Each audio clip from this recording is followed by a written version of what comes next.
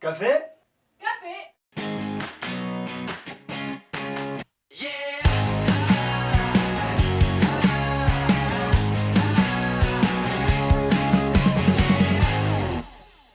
Ah non, c'est pas sérieux là!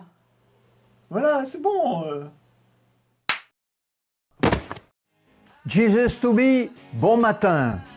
Enchanté d'être avec vous ce matin, surtout pour parler du sujet qui est devant nous, la joie.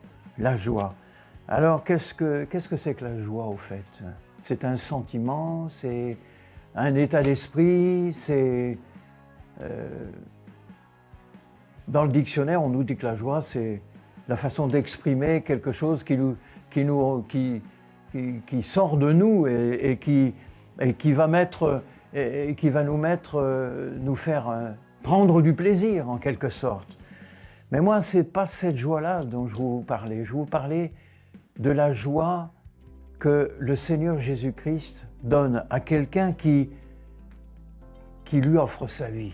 Quand, comme moi, on a déjà quelques années de vie derrière soi, sans le Seigneur et avec le Seigneur, on est à même de se rendre compte qu'à un moment donné, on a appris quelque chose, on a vécu quelque chose, mais que le cumul de ces choses, avec les années qui passent, donne un regard tout à fait différent de celui qu'on pouvait avoir. Je veux dire, quand on a 20 ans, il suffit de chanter, de danser, de boire avec les copains. Ça, c'est de la joie. C'est une joie toute simple, toute très éphémère d'ailleurs, entre parenthèses, mais bon, ça c'est autre chose. Tandis que dans la vie chrétienne, il y a une étape très importante. Quand on donne sa vie à Jésus, on ressent, moi c'est ce que j'ai ressenti, une joie particulière, quelque chose qui donne, comment je peux m'exprimer, qui donne presque l'impression de marcher, de planer. C'est ce que moi j'avais ressenti quand je suis sorti de la réunion où j'ai donné mon cœur au Seigneur. Et avec les années qui passent, avec les difficultés qui dans les années s'accumulent, les changements, les périodes par exemple où on est isolé, il y a des moments comme ça où on est seul et ça peut durer des années. Moi, j'ai connu un passage à vide comme ça pendant 12 ans. Et c'est long, 12 ans. Pendant ce temps-là, j'ai gardé la foi. J'ai gardé ma foi dans le Seigneur. J'ai gardé ma foi dans la lecture de la Bible. Et j'ai pu traverser cette épreuve. Mais après cette épreuve-là, il y en a eu une autre.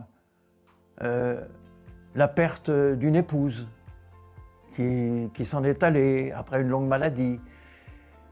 Et il a fallu que je traverse ça aussi. Et puis encore bien d'autres épreuves sont venues encore après. Et le résultat de tout ça, c'est que je peux dire comme l'apôtre Paul, j'ai gardé la foi. J'ai gardé la foi. Mais est-ce que l'on peut vraiment garder la foi? Est-ce qu'on peut vraiment avoir cette force pour traverser les deuils, les éléments de solitude, les dépressions, les divorces et toutes ces choses qui traversent toute notre vie, personnelle ou avec des gens qui sont à côté de nous? Est-ce qu'on peut vraiment garder la foi dans ces cas-là?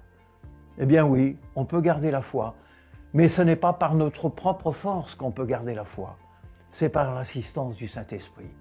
Et ça, c'est très important parce que si on oublie qu'on doit toujours faire confiance au Seigneur pour traverser quelles que soient les épreuves, pour les traverser, si on oublie ça, eh bien on peut perdre pied. On peut faire naufrage par rapport à la foi. On peut se dire « Ah non, non, je n'en veux plus, le Seigneur, c'est du blabla, tout ce qu'il dit. » Non, c'est pas vrai, c'est pas du blabla, c'est une réalité. Dans Luc, au chapitre 10 et au verset 21, il nous est dit que Jésus tressaillit de joie par le Saint-Esprit. Jésus n'avait pas une vie facile, hein, on lui courait après pour obtenir des miracles, on le craignait, on le critiquait, enfin bon. Et il a tressailli de joie par le Saint-Esprit. Il y a bien quand même quelque chose là. Et d'ailleurs, dans l'évangile de Jean aussi, au chapitre 15 et au verset 11, Jésus dit à ses apôtres, « Afin que ma joie soit en vous et que votre joie soit parfaite. » Et il dira à peu près la même chose à propos de la paix. « Je vous donne ma paix. Je ne donne pas comme le monde donne. » C'est vrai qu'il y a là quelque chose de puissant, de glorieux et de merveilleux qui peut effacer toutes les joies de la vie courante, qui sont éphémères, qui durent peu de temps et qui sont suivies la plupart d'un chagrin ou d'une désillusion quelconque. Non, là il s'agit de quelque chose que nous donne le Saint-Esprit et qui, même au travers des épreuves les plus difficiles, non seulement nous permet de garder la foi, mais encore qui nous permet de garder au fond de nous cette certitude de ce que Jésus nous a apporté, c'est-à-dire la vie éternelle. Et cette notion de vie éternelle, c'est elle qui va nous permettre chaque jour de garder les yeux fixés sur Jésus, qui est le chef et celui qui met la foi. C'est le chef et le consommateur de la foi, nous dit la parole de Dieu. Et voilà, eh bien, chers amis, j'espère que ces petites paroles au sujet de la joie que le Saint-Esprit peut vous accorder quand vous donnez votre vie au Seigneur pourra vous aider à traverser des difficultés.